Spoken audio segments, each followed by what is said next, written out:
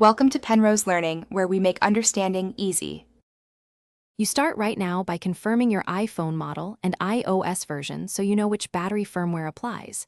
Back up the device to iCloud or Finder. Once done, make sure the backup completes. Charge to over 20% or plug in a light. This prevents shutdown during diagnostics. Gather tools, a pentalobe screwdriver and a spudger. These first steps avoid data loss and allow safe disassembly. Do not proceed until backup and charge are verified. Once done with prep, check settings battery health and read the unverified message.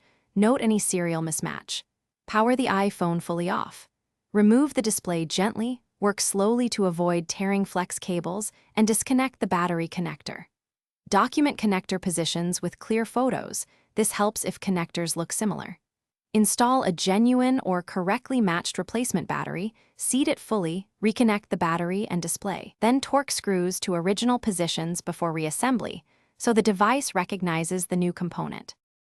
After reassembly, boot the iPhone and check battery health. A correct install and calibration should show verified status.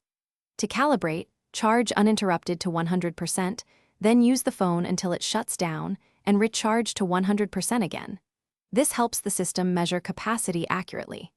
If the unverified label persists, power down and recheck connectors and seating.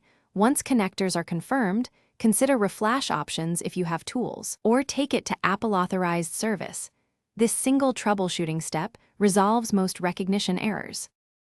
Thanks for watching. If this was helpful, leave a like and consider subscribing. See you next time.